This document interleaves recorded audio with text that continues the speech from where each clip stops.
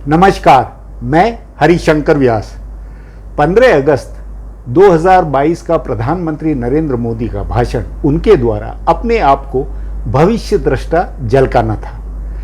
तभी उन्होंने कई नए नए जुमले बोले, जैसे अमृत काल की वेला, और फिर उससे नया सफर शुरू करवाने वाले मानो वे प्रधानमंत्री हैं। गौर करें इन जुमलों पर। जैसे उन्होंने बताया कि उतार चढ़ावों के बीच सन 2014 में उन्हें जनता ने मौका दिया और उन्होंने लोगों को एम्पावर किया।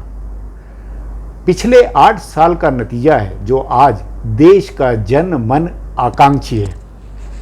उस नाते एक नया जुमला आकांक्षी समाज, दूसरा जुमला चेतना का जागरण, तीसरा जुमला विश्व भारत की तरफ देख रहा है। विश्व समस्याओं का समाधान भारत में खोज रहा है। उनके राज में भारत तीन शक्तियां बनी, एक जन आकांक्षा, दूसरा पुनर्जागरण, तीसरा विश्व आकांक्षा भारत से। फिर ऐसे ही उन्होंने सामर्थ्य, सपने और संकल्प को कई तरह से दोहराया। यह भी कहा मानव केंद्रित विकास, स्वदेशी से स्वराज तथा आत्मनिर्भर भारत, जय अनुसंधान व इनोवेशन, शिक्षा में क्रांति, ग्रीन जॉब, ऐसे ही मानव संसाधन का ऑप्टिमम आउटपुट। फिर भ्रष्टाचार मिटाना है, भाई भतीजावाद और परिवारवाद खत्म करना है। इसलिए नरेंद्र मोदी का भाषण अगले 25 सालों के नए जुमलों और वर्तमान की आकांक्षाओं जैसे शब्दों के बाद में अंत में राजनीतिक एजेंडे में इस ऐलान के साथ खत्म हुआ कि वे राजनीति का शुद्धिकरण करेंगे। कह सकते हैं जैसे राज किया है वैसे ही आगे करेंगे। भ्रष्टाचार और परिवारवाद को खत्म करना उनका एजेंडा होगा। इस सब पर अब मैं डॉक्टर वेद प्रताप वैदिक से अपनी बातचीत को आगे बढ़ाता हूं। 15 अगस्त के भाषण पर विचार का यह दूसरा खंड है। वैदिक जी, जैसे आप लिखते हैं मैं भी लिखता हूं, बहुत बड़े बड़े वाक्य लिखते हैं, बड़े बड़े जुमले लिखते हैं। वैसे क्या आपको लगता नहीं कि 15 अगस्त 2022 को लाल किले से जो राष्ट्र के नाम संबोधन हुआ है उसमें बहुत कुछ बड़ी बड़ी बातें हुई है? हाँ, उसमें बहुत बड़े सपने खुद भी देखे हैं, दूसरों को भी दिखाए हैं, राष्ट्र के सामने बड़े बड़े लक्ष्य रख दिए हैं। और आप जैसे जुमले करते हैं उस तरह के कुछ नए बिल्कुल शब्द गुणे हैं, जैसे सर्वज्ञ आप कहते हैं, अखंड भारत कहते हैं, दक्षेश मान कहते हैं। बड़े बड़े सपने आप भी देखते हुए लिखते हैं कि ऐसा होना चाहिए, वैसा होना, वही सब कुछ। तो मेरे लिखने में और नरेंद्र मोदी के लिखने में तो फ़र्क होना चाहिए ना। नहीं, लेकिन मैं जुमलेबाजी करूं तो शोभा देता है कि भाई कर कुछ नहीं रहा हूँ, सिर्फ जुमलेबाजी कर रहा हूँ। लेकिन प्रधानमंत्री से तो उम्मीद की जाती है कि कुछ करे, नहीं पर चाहे जुमलेबाजी करे या न करे। नहीं, पर जनता को भरोसा तो इन्हीं शब्दों से बनता है। हाँ, ये तो आपका भी लिखना या मेरा भी लिखना, हम भी जब कहते हैं तो नहीं ये कुछ भी हो, ये जो भाव है इसको किस तरह आप कहेंगे? शब्द का असर तो होता है जी। और नरेंद्र मोदी की एक खूबी है कि वो सपने जगाते हैं।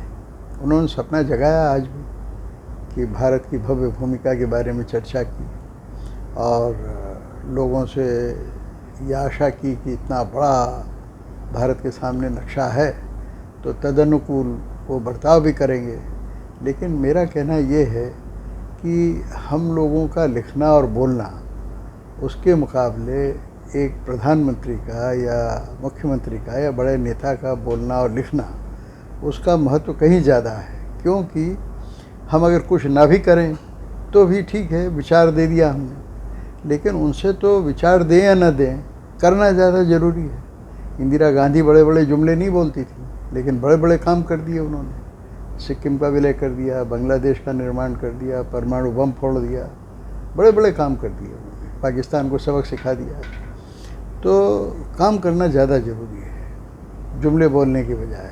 तो उस नाते काम की उपलब्धियां वैसे बताई उन्होंने, वो अलग, वो भी एक तरह से जुमलों के हिसाब से ज़्यादा अभिव्यक्ति। लेकिन काम का रिकॉर्ड शायद उन्होंने इसलिए नहीं दिया होगा क्योंकि ये 75 साल का मौका था, उस नाते उन्हें भविष्य की झांकी ज़्यादा बतानी थी, तो भविष्य की कल्पना, मतलब अपने एक सपने, अपने आइडिया ज़्यादा बताने थे, जो शायद पंडित नेहरू ने भी बताए थे। नहीं, सवाल ये है ना कि ठोस दृष्टि हो, कोई निश्चित योजना हो कि हम ये कर देंगे। ऐसे नहीं कि 15 करोड़ रोजगार दे देंगे सत्ता में आने पर। वो तो नहीं, वो 15 लाख का वो जुमला था कि सबके अकाउंट में 15 लाख डाल देंगे, 15 लाख रुपए डाल देंगे सबके उसमें और रोजगार सबको दे देंगे। वो तो जुमलेबाजी बन के रह गई। तो वो आदत छूटना चाहिए। उसकी बजाय ठोस योजनाबद्ध काम पहले से, जिसके बारे में गणितज्ञ की तरह से हिसाब लगा के रखा हो, उन कामों की घोषणा होना चाहिए थी। उससे ज़रा आशा बनती, इससे लोग खुश हो जाएंगे। लेकिन आशा कोई बनने वाली है नहीं। आशा बनती है ठोस योजनाओं से। जैसे ये कहते कि भारत में हम शिक्षा का स्तर इतना ऊंचा बढ़ा देंगे, या शिक्षा में इतना अधिक हम अब अनुदान देंगे या पैसा खर्च करेंगे। नहीं, वो इन छोटी छोटी बातों में नहीं। प्रधानमंत्री, उनका कहना है कि हम तो मानक, जो वैश्विक मानक है उनको बदल देंगे, हम ऐसे हो जाएंगे कि दुनिया के अपने मानक बेकार हो जाएंगे, दुनिया हमें जिस उन मानकों पे अपने कस के हमें जो कहती है वो कहना बंद हो जाएगा। अरे भाई, वैश्विक मानक तो बहुत बड़ी बात है। प्रधानमंत्री अगर वही कहते जो मैं कहता रहता हूँ आजकल, कि आर्यावर्त का जो सपना, अरे आप और जिसके बारे में श्री मोहन भागवत ने कल ही कहा है, अखंड भारत। उस अखंड भारत का मतलब ये नहीं है कि बांग्लादेश, पाकिस्तान, श्रीलंका, बर्मा वगैरह को हम भारत के अंदर विलय कर दें, ये मतलब नहीं है। अखंड भारत यानी एक सांस्कृतिक एक था, जिसको महावीर स्वामी, भगवान बुद्ध, महर्षि दयानंद ने आर्यावर्त कहा है। आप उसी की बात करते, और उसी की बात करने का मतलब क्या है? वो तो फिर आपकी बात हो जाती है, मोहन भागवत की बात हो जाती है। इन्होंने अपनी मौलिक दृष्टि दी है। तो मेरी बात तो क्या वो तो अपने ये कह रहे हैं कि मैं प्रधानमंत्री बनने के पहले मेरी बात तो करते ही थे, मेरा भाषण कराते थे हर जगह, उसमें कोई बुराई नहीं है। मेरे लेख पढ़कर बोलते भी थे, और अभी भी प्रधानमंत्री के बाद बनने के बाद भी बोलते रहे। मुझे खुशी होती है। लेकिन बोलना उनके लिए काफ़ी नहीं है, करना ज़्यादा जरूरी है। नहीं, तो करने में उन्होंने आखिर में उद्देश्य बताया कि मैं भ्रष्टाचार मिटा दूंगा, मैं 25 साल में विकसित भारत हो जाएगा। वो तो है। देखो, भ्रष्टाचार का जहाँ तक सवाल है, परिवारवाद खत्म कर दूंगा, वो भी आपका जुमला है। लगभग सारे प्रधानमंत्रियों पर ये आरोप रहे हैं कि उन्होंने भ्रष्टाचार को बढ़ावा दिया है या कहीं कहीं से जुड़े रहे। आज तक मोदी पर उनके किसी विरोधी ने भी ये आरोप नहीं लगाया है कि वो भ्रष्टाचार में शामिल। वैदिक जी, आप बताइए ईमानदारी से, गुड़गांव में आप रहते हैं, पूरे रोजमर्रा की जिंदगी में आपका परिवार गुजरता है, क्या जन मन के बीच में भ्रष्टाचार बढ़ा हुआ नहीं है? लोग बाग परेशान है नहीं है? आज ज्यादा है। ये आप मानते नहीं मानते? तब फिर आप वो भ्रष्टाचार का क्या मतलब है उसका? और वो ये कह रहे हैं कि गुलामी से, मैं जनमन को गुलामी से मुक्त करवाऊंगा, भ्रष्टाचार से मुक्त करवाऊंगा। तो जमीन पर कहाँ है? वो आप ठीक कह रहे हैं कि अभी खुद भ्रष्टाचारी चाहे नहीं है, लेकिन भ्रष्टाचार को मिटाना बहुत टेढ़ा काम है। उस बारे में कुछ हो ही नहीं रहा है। देश के अंदर कोई सख्ती हो है ही नहीं। वैदिक जी, उनके एक भाषण का बहुत अच्छा वाक्य जो मेरे मन की बात है एक तरह से, कि मैं जो 1000 साल से हिंदुओं की जो गुलामी बनी आ रही है, जो डीएनए है, उस भय को उसको मैं दूर कराऊंगा, गुलामी से मुक्त करवाऊंगा। तो गुलामी से मुक्त का मूल तात्पर्य तो यही होना चाहिए कि जो विदेशियों ने, जो अंग्रेजों ने जो व्यवस्था बनाई है, जो सिस्टम बनाया है, जो तंत्र बनाया है, उससे वो आज़ादी दिलाई। या तो तंत्र और हावी है, अफसर और हावी है। वो तो ये तो मैं कह रहा हूँ। तो फिर उसमें क्या अर्थ है? मुझे क्या लगता है कि अब हमारे नेता नौकरशाहों के नौकर हो गए। वो आप बहुत बार लिखते हैं, आप कहते हैं इस बात को, लेकिन इस बात को समझने के बजाय वो जनता को कह रहे हैं कि जनता कर्तव्य निर्भर करे कि जो अफसर कह रहे हैं, जो आदेश देंगे, उसकी पालना हो। हाँ, तो ये तो ठीक नहीं है ना, ये ठीक नहीं है। ये नीति अगर चलती रही ना, तो इसी तरह से जैसे 8 साल बीत गए हैं, ऐसे वो भी खाली निकल जाएंगे बाकी ये साल भी। और फिर जैसा मैंने शुरू में कहा आपसे कि एक बार प्रधानमंत्री पद से हटे, फिर कोई पूछने वाला नहीं। लेकिन आप ऐसे काम कर जाओ कि कोई आपको पूछे या ना पूछे, देश हमेशा आभारी रहे आपका कि वाह। नहीं, आप मोटे तौर पर इस सचमुच में 75वें वर्ष की नई, उनके शब्दों में अमृत काल की नई वेला में आप ठोस में एक एक कर जो व्यवहारिक तौर पर सही हो वो बताएं कि ये होना चाहिए था और ये नहीं। जैसे 3-4 काम जो मुझे बहुत प्रिय हैं, और मुझे ही प्रिय नहीं है, इसलिए प्रिय है कि उससे देश बहुत आगे बढ़ेगा। देश में संपन्नता बढ़ेगी, शक्ति बढ़ेगी, समता बढ़ेगी, सबसे पहला काम, जैसे मैंने पहले भी कहा, शिक्षा में सुधार हो। देश में मातृभाषा ये आप कह चुके पिछले एपिसोड में, शिक्षा हो गया, चिकित्सा हो गया, और भाषा हो गया, स्वभाषा। लेकिन बुनियादी तौर पर आर्थिक आजादी जब तक नहीं होगी और लोगों में हिम्मत नहीं होगी, तब तक कैसे देश पर बढ़ सकता है?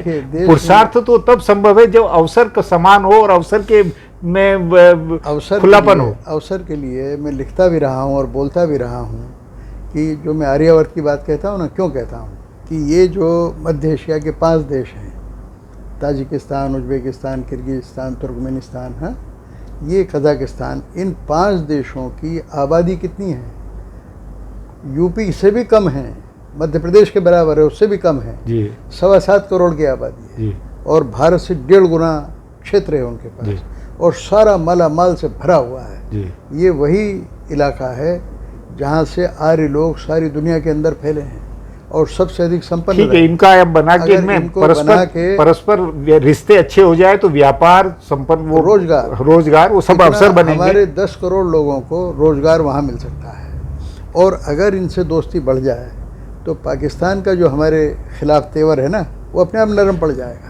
कारण क्या है कि वहाँ से आने जाने के लिए हमको रास्ता तो पाकिस्तान से ही चाहिएगा।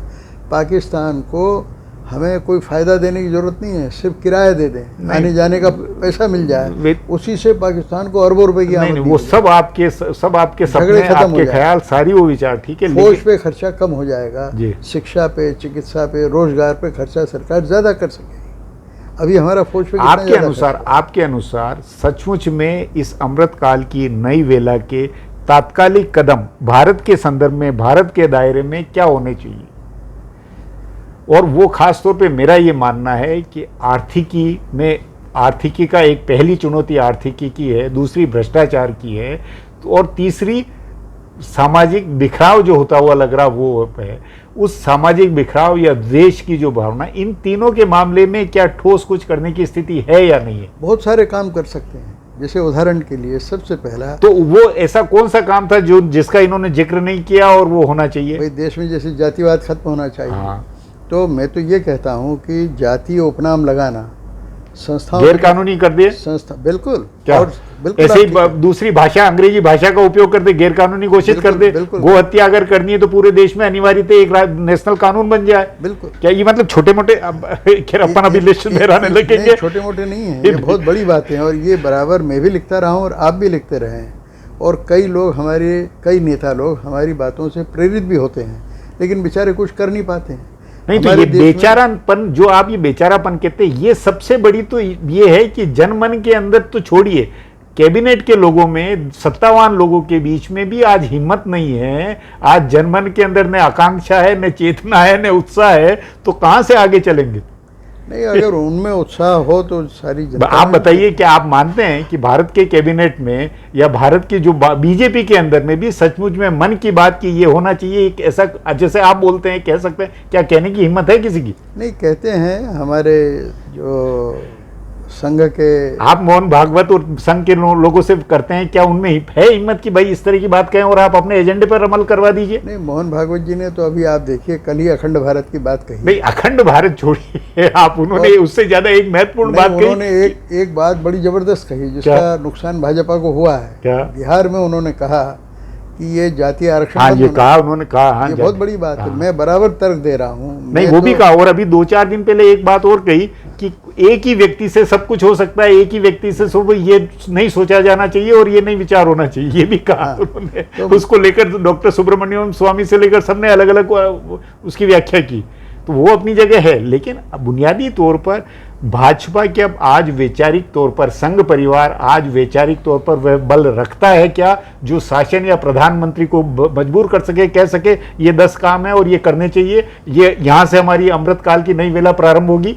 हाँ, इसका तो बड़ा संदेह है इस बारे में, और मालूम करना पड़ेगा कि वास्तव में संघ कितना प्रभावित कर सकता है।